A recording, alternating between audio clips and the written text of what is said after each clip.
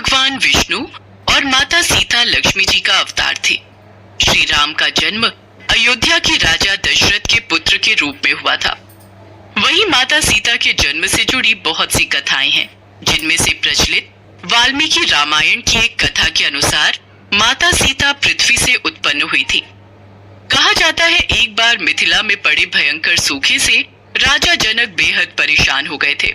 तब इस समस्या से छुटकारा पाने के लिए उन्हें एक ऋषि ने यज्ञ करने और धरती पर हल चलाने का सुझाव दिया। उस ऋषि के सुझाव पर राजा जनक ने यज्ञ करवाया और उसके बाद राजा जनक ने धरती पर हल चलाया। तभी हल का कोना किसी चीज से टकराया। राजा जनक ने उस जगह को खुदवाया तो देखा वहां एक कलश है, जिसमें एक कोमल कन्या मिट्टी में लिपटी खेल रही है। राजा जनक चौंक गए। उन्होंने उस कन्या को कलश से निकाला और उस कन्या को अपनी पुत्री बनाकर अपने साथ ले गए।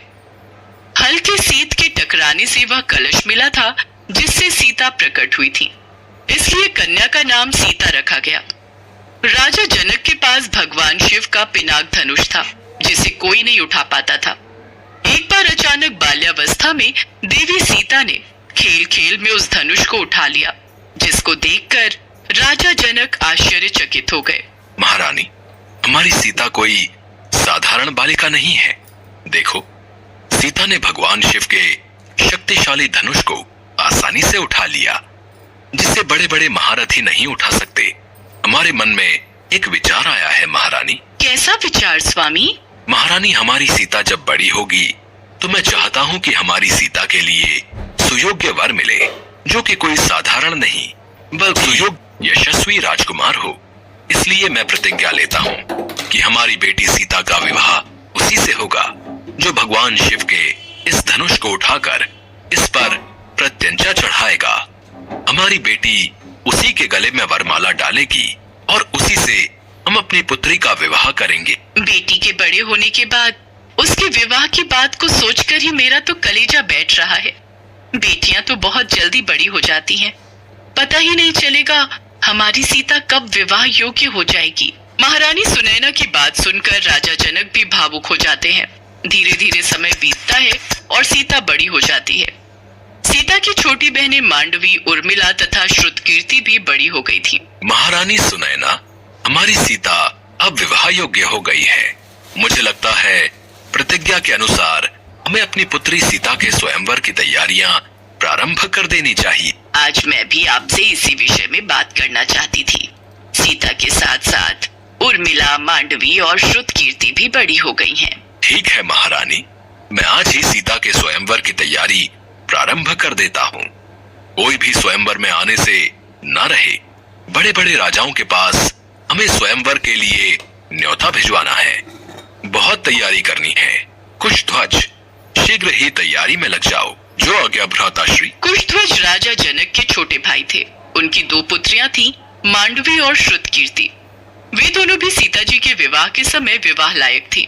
सीता स्वयंवर की तैयारी शुरू हो गई। धूमधाम से सारे आयोजन की व्यवस्था होने लगी। सीता की छोटी बहन उर्मिला तथा उनकी चचेरी बहनों मांडवी और श्रुतकीर्ति को जब ये बात पता चली तो वो तीनों माता सीता के पास गईं। आपको पता है दीदी, आपके स्वयंवर की तैयारी चल रही है। हमने सुना है स्वयंवर की शर्त के अनुसार भगवान शिव के धनुष पर जो प्रत्यंचा चढ़ा देगा वही होगा आपका राजकुमार। वो राजकुमार सचमुच कितना भाग्यशाली होगा जिसे हमारी इतनी सुंदर और प्यारी दीदी से विवाह करने का सौभाग्य प्राप्त होगा। मैं जानती हूँ पिताश्री मेरे भविष्य को लेकर चिंतित हैं, इसीलिए उन्होंने ऐसी प्रतिज्ञा रखी है और उनकी इस बात से मैं सहमत हूँ। नियति ने मेरे लिए कुछ अच्छा ही सोचा होगा। सीता स्वयंवर का निमंत्रण सब राज्यों में भेजा गया। ऋषि विश्वामित्र को भी राजा जनक ने निमंत्रण भेजा था। श्री राम और लक्ष्मण जी उस समय ताड़का, सुबाहु आदि राक्षसों के वध के लिए ऋषि विश्वामित्र के आश्रम में थे। ऋषि विश्वामित्र जी श्री राम और लक्ष्मण जी को सीता स्वयंवर में अपने साथ लेकर जनकपुरी पहुंचे। अगले दिन सुबह जब भगवान राम और लक्ष्मण बाग में फूल लेने गए तो वहां भगवान राम को देखकर देवी सीता उन पर मोहित हो गई। जब सीता जी माँ पार्वती का पूजन करने गई तो माता सीता के मन में भगवान राम की ही छवि थी और वो मन ही मन उनके बारे में ही सोच रही थी। माँ पार्वती ने माता सीता की प्रार्थना को सुन लिया और उन्हें आशीर्वाद दिया कि जिस पति की वो कामना कर रही हैं, वही वर के रूप में उन्हें प्राप्त होगा। सीता स्वयंवर प्रारंभ हुआ। राज्यसभा में बहुत से महारथी राजा आए थे। सीता जी के रूप सौंदर्य को देखकर सभी राजकुमार मोहित हो।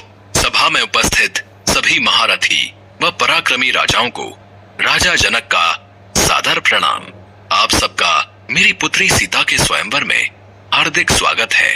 स्वयंवर में रखी शर्त के अनुसार जो भी महारथी इस शिवजी के धनुष को उठाकर इस पर प्रत्यंचा चढ़ाएगा, उसी से मैं अपनी पुत्री सीता का विवाह करूंगा। स्वयंवर की प्रक्रिया प्रारंभ की जाए। स्वयंवर शुरू होता है। एक के बाद एक राजा धनुष को उठाने के लिए कोशिश करते, लेकिन कोई भी धनुष को हिला नहीं पाता और सब उपहास का पात्र बनकर वापस बैठ जाते हैं। सब चिंता में आ गए। तब राजा जनक कठोर वाणी से कहते हैं, क्या धरती वीरों से खाली हो गई है?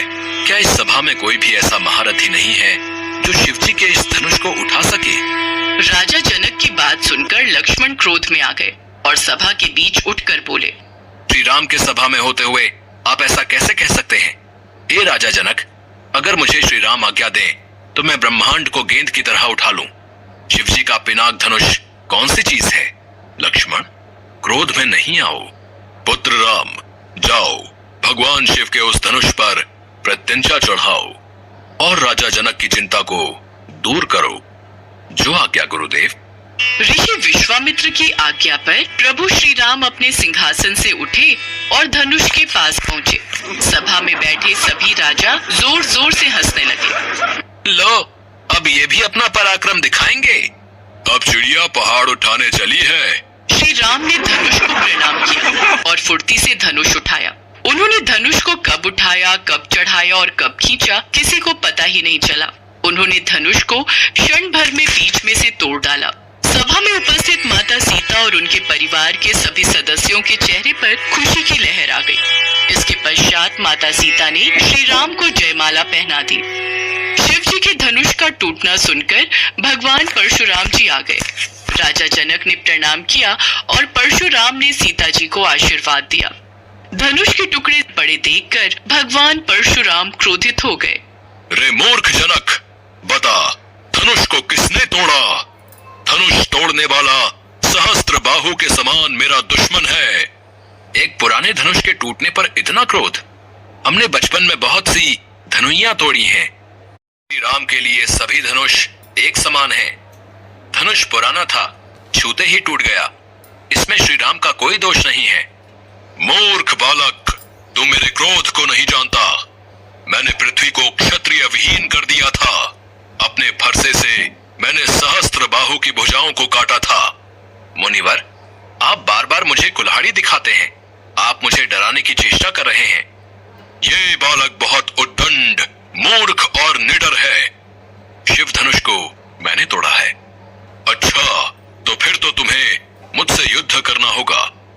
आप क्रोध छोड़ दीजिए। फरसा आपके हाथ में है, मेरा सिर आपके आगे। जिससे आपका क्रोध शांत हो, आप वही करें। लक्ष्मण आपको वीर समझकर क्रोध में आ गया था, लेकिन ब्राह्मणों में तो अधिक दया होनी चाहिए। श्री राम द्वारा मुनि और विप्रवर सुनकर परशुराम क्रोधित हो गए। श्री राम कहते हैं, शिव जी का पिनाक धनुष तो पुराना हो गया और छूते ही टूट गया। यदि ब्राह्मण कहकर हमने आपका निरादर किया है, तो फिर संसार में ऐसा कौन होता है जिसे हम सिर निभाएं? क्षत्रिय का शरीर धरकर रघुवंशी युद्ध से नहीं डरते। ब्राह्मण वंश की ऐसी प्रभुता है, जो उनसे डरता है वह निर्भय हो जाता है। श्री राम की रहस्यमयी बातें सुनकर परशुराम जी की बुद्धि के पर्दे खुल गए। वे अपना संदेह मिटाने के लिए श्री राम को विष्णु जी का धनुष खींचने देते हैं, जो अपने आप ही उनके पास चला जाता है। तो उनके मन का संशय दूर हो गया। श्री राम की जय हो कहकर वे वन में चले गए। तब हर्षित हो गए। उसके पश्चात जनक जी ने फिर दशरथ जी को बुलावा भेजा। जनकपुर से आई चिट्ठी पढ़कर पूरी सभा हर्षित हो गई। दशरथ जी बारात सजाकर जनकपुरी की ओर चल पड़े। सिया राम जी के विवाह के साथ साथ उसी विवाह मंडप में मांडवी का भरत जी से, उर्मिला का लक्ष्मण जी से, श्रुतकीर्ति का शत्रुघ्न जी से विवाह करवाया गया। मंगल मुहूर्त में बाजे बजने लगे। विदाई के पश्चात राजा दशरथ ने राजा जनक से विदा ली।